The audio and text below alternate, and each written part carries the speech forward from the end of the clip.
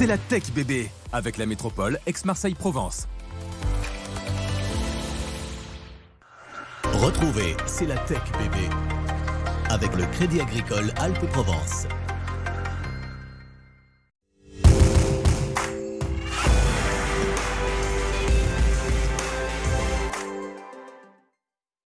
Bonjour à tous, bienvenue dans C'est la Tech Bébé. On plonge ensemble cette semaine dans l'univers des industries culturelles et créatives, un secteur en plein développement sur notre territoire. Que regroupe-t-il? Mathieu Sommec, le vice-président de la French Tech Aix-Marseille, nous répondra. Nous découvrirons aussi comment Marseille intéresse l'Irlandaise Imvisar.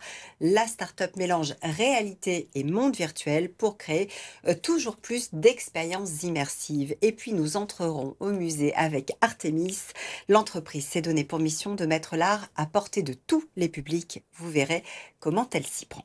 Mais d'abord, voyons ce qui se cache derrière ces fameuses 3 lettres ICC, les industries culturelles et créatives. C'est vrai que c'est un terme, Mathieu, qu'on emploie depuis quelques années et qui regroupe finalement plusieurs secteurs.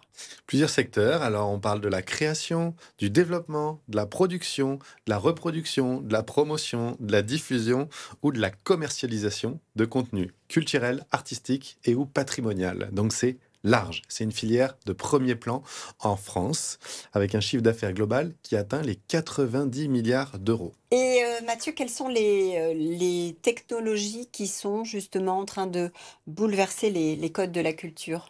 Alors, les ICC font face à beaucoup de défis. Et donc, qui dit défi, dit challenge relevé, souvent avec la technologie. Donc, par exemple, on observe la multiplication des expériences immersives grâce à la réalité virtuelle et réalité augmentée. On parle de reconstruction 3D.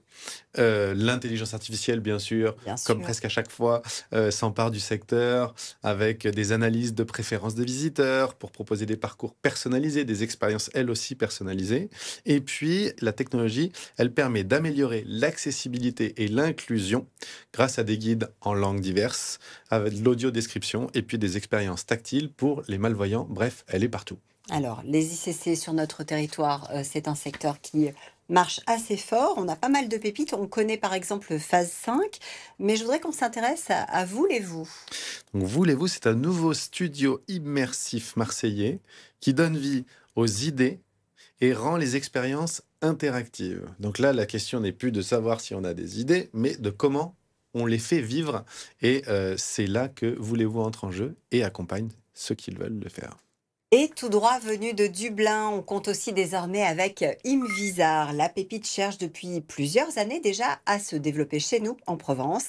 En réalité augmentée, elle donne vie à des personnages du passé pour des expériences en vrai. Comment? Marine Bossy a testé pour nous.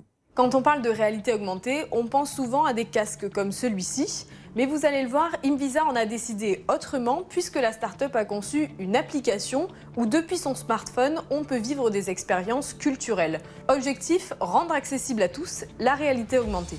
Nous, on croit que maintenant, dans le monde, les gens veulent les histoires immersives. En fait, avant, les histoires avec les films et les photos sont toujours en 2D. Et maintenant, le monde, c'est plutôt en 3D. Donc, c'est notre mission de faire les expériences où les spectateurs sont vraiment dans l'histoire. Première chose, il faut être sur place. Donc, imaginez-vous dans une place en lieu touristique, les attractions, les sites de patrimoine. Et donc, sur place, il faut télécharger l'application Imvisar et on utilise l'application comme un guide immersif. Pour réaliser ces expériences, la start-up se rend sur les lieux de visite, effectue des scans 3D avant de téléverser chaque objet sur son logiciel et de recréer le décor en réalité augmentée. À partir de 2025, Imvisar va lancer une plateforme permettant au public, aux artistes de créer eux-mêmes leur univers en réalité augmentée à destination de l'application. Et parmi celles qui vont révolutionner les codes, il y a Artemis. Bonjour Marlène Diard. Bonjour. Merci d'être avec nous sur le plateau de C'est la Tech. Artemis, créé il y a 3 ans. Vous êtes anthropologue. C'est comme ça que va naître l'idée d'Artemis qui s'intéresse au musée et à la manière dont on va aller appréhender les contenus à l'intérieur d'un musée. Vous nous en dites plus ? On est parti avec mon associé un postulat assez dramatique qui est que la jeunesse notamment, c'est notre première porte d'entrée. Les adolescents et les jeunes adultes ne sont pas du tout concernés par ces lieux culturels. Et du coup, on a expérimenté des choses déjà en amont auprès des jeunes publics. On a vu que ça fonctionnait. Et on s'est dit qu'on pouvait peut-être étendre ça à plus large, que ces jeunes publics-là aient touché, à apporter des solutions au musée. Donc votre idée, c'était de créer du lien entre ces publics Oui. qui ne vont pas ou qui ne vont plus au musée et le musée. Comment est-ce que vous vous y êtes pris pour les faire dialoguer? Alors nous, c'est ce qu'on aime présenter. On a un ensemblier de solutions innovantes pour les institutions culturelles privées et publiques. Et du coup, en fait, on les accompagne sur avant, pendant, après une exposition. On utilise plein d'outils différents qui vont les accompagner sur plein de sujets différents. Sur la médiation en ligne ou la communication. On préfère parler médiation en ligne, puisque c'est comme ça qu'on va donner des clés de compréhension sur ces publics-là, sur les réseaux sociaux, pour leur donner envie de passer la porte d'un musée. En interne aussi, en développant des outils de médiation interne, que ce soit de l'atelier, des outils à prendre en main, ou même en retravaillant sur le langage qui est proposé sur les cartels. Les petits cartels, ce sont les petits des explications à côté des tableaux qui sont généralement incompréhensible pour les gens qui ne maîtrisent pas le langage muséal. Nous, on vient en traductrice presque, en lien, en pont entre ces différents milieux-là. Donc, que ce soit les publics, les tout jeunes, les moins jeunes aussi, parce qu'il y a des gens qui ne comprennent pas le langage muséal. Alors justement, j'ai 15 ans, Oui.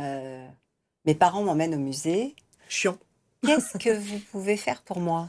Comment vous allez me parler? On va parler normalement déjà, parce qu'on a souvent une vision des adolescents qui est assez négative, mais leur créer du lien avec l'œuvre d'art, ou en tout cas le musée, faire des ponts entre ce que eux connaissent et maîtrisent et ce qu'ils voient. Par exemple? Par exemple, un exemple très concret pour parler de Jeff Koons, qui est un artiste, certainement l'artiste le plus connu contemporain d'aujourd'hui. On le comparait sur le regard que les gens posaient sur lui, on le comparait à Jul. Très critiqué pourtant, très écouté, très vu, très vendu. Alors Raphaël, elle aime bien le rappeler, on est dans l'émission C'est la Tech Bébé. Oui. Vous avez personnalisé la manière de communiquer avec les publics en fonction des caractéristiques et des attentes de ces publics. Comment la tech vous aide à faire ça? Alors, la tech, nous, on l'utilise principalement pour un outil qu'on est en train de développer, qui s'appelle IRMI, qui est un audio guide qui s'adapte en fonction des niveaux des personnes. 3 niveaux pour les enfants, 4 ans et plus, 7 ans et plus, 12 ans et plus, et 3 niveaux pour les plus grands. Ça veut dire que si j'amène mon enfant qui Oui. a 4 ans ou 5 ans Oui. au musée avec moi, je vais pouvoir lui prendre la web app. La web app, vous allez dans le musée, vous scannez un QR code ou une puce NFC, ça vous amène sur la web app, et c'est parti. Vous choisissez pour qui est l'audio guide. Ça veut dire qu'on va faire la même exposition, moi avec mon niveau et Tout à fait. l'enfant avec le sien. Tout à fait. C'est un enfant qui va lui parler? C'est un enfant qui lui parle. Pour les enfants, c'est les enfants qui leur parlent. Donc, un enfant de 4 ans, c'est un enfant de 4 ans qui va lui parler. Un enfant de 7 ans, un enfant de 7 ans plus. Et 12 ans, ce sont des ados, en utilisant un langage maîtrisé par les enfants. Le vocabulaire est vraiment réfléchi et pensé pour les tranches d'âge spécifiques. Voici la Joconde, peinte par Léonard de Vinci, qui est un peu la star du monde de l'art. Tu la connais déjà certainement, mais voici 3 informations à retenir. Comment est-ce que vous faites pour vous faire accompagner, par exemple, par l'auteur de l'œuvre d'art?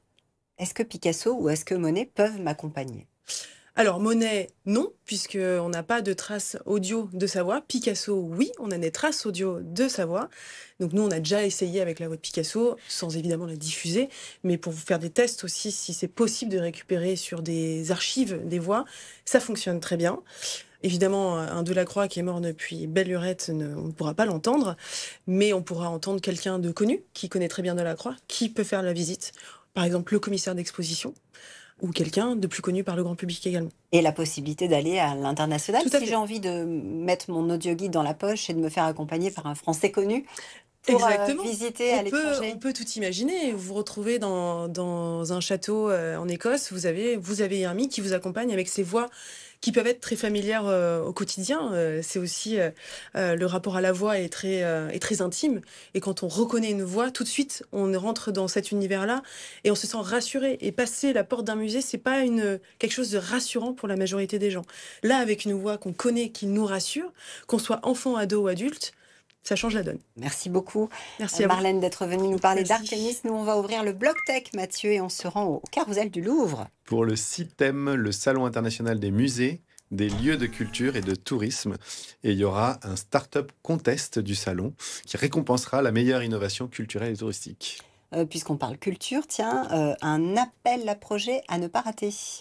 Alors, on a un peu de temps, mais il faut jamais en perdre. On a jusqu'au 25 novembre 2025 pour répondre à l'appel à candidature Culture immersive et Métaverse qui est opéré par BPI France dans le cadre du fameux plan France 2030 et qui vise à développer la production et la diffusion d'expériences immersives au service de la démocratisation culturelle.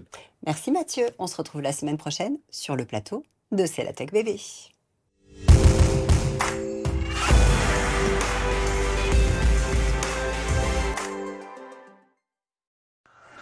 C'était C'est la Tech bébé avec le Crédit Agricole Alpes-Provence. C'était C'est la Tech Bébé avec la métropole Aix-Marseille-Provence, le partenaire de ceux qui entreprennent et qui innovent.